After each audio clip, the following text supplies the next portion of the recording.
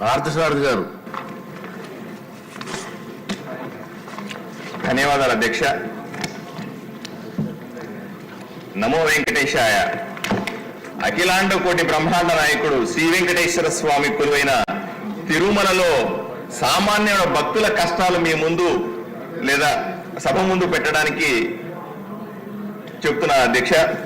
సాధారణంగా భక్తులు తిరుమలకి వెళ్ళినప్పుడు కుటుంబంతోనో లేదా నలుగురు స్నేహితులతోనో కలిసి ఒక కాటేజీ అద్దెకు తీసుకుంటారు అధ్యక్ష. అద్దెకు తీసుకునే సమయంలో అద్దె ఒక రోజు అడ్వాన్స్ ముందుగా పే చేయాలి. అలాగే అదనంగా ఒక రోజు అద్దెని డిపాజిట్ చేయాల్సిన అవసరం ఉంటుంది అధ్యక్ష. దానికి ఎటువంటి అభ్యంతరం లేదు. కాకపోతే రూమ్ ఖాళీ చేయాల్సిన సందర్భంలో ఎవరైతే రూమ్ తీసుకునేటప్పుడు ముఖాన్ని చూపించి ఉంటాడో అతను కాకుండా వాడి కుటుంబ సభ్యులు కానీ స్నేహితులు కానీ ఎవరన్నా వెళ్తే తీసుకున్న డిపాజిట్ ని వెనక్కి ఇవ్వము అనే నిబంధన పెట్టారని చెప్తున్నారు.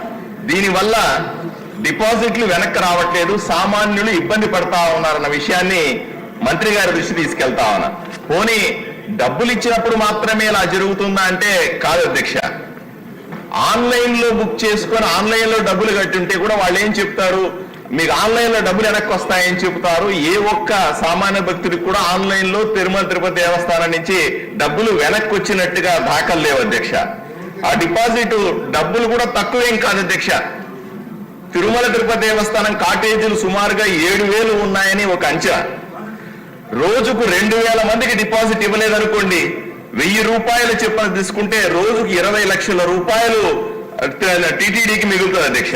20 లక్షలు ఇంటూ 30 రోజులు లెక్క పెడితే సుమారుగా 6 కోట్ల రూపాయలు నెలకి, సంవత్సరానికి 72 కోట్ల రూపాయలు టీటీడీకి డబ్బులు మిగిలిపోతా ఉన్నాయి. ఈ డబ్బుల్ని ఎక్కడ ఖర్చు పెడతా ఉన్నారు, ఏ డిపాజిట్ లో వేస్తా ఉన్నారని నేను అడుగుతా ఉన్నాను.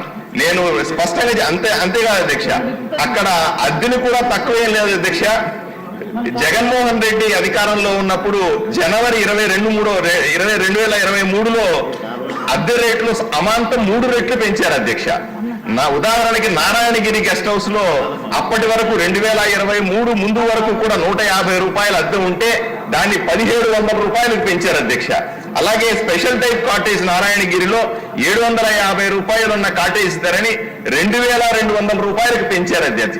సామాన్యుడి కష్టాలని పట్టించుకోకుండా ఈ విధంగా అద్దెలు పెంచడం, ఇచ్చిన డిపాజిట్లు కూడా వెనక్కి తీసుకోవడం అన్యాయం అధ్యక్ష. సామాన్య భక్తుని 1 సార్లు కాదు 2 సార్లు గుండుకి ఇస్తున్నారు అధ్యక్ష తిరుమల తిరుపతి దేవస్థానంలో. ఈ విషయాన్ని సీరియస్ గా పట్టించుకోవాలని, నియమ నిబంధనలను మార్చాలని, అలాగే నలుగురుంటే ఎవరు పోయి ఆ కీ ఇచ్చేసినా సరే డిపాజిట్ వెనక్కి ఇచ్చేలాగా చర్యలు తీసుకోవాలని మీ ద్వారా మంత్రి గారిని కోరుకుంటున్నాను అధ్యక్ష.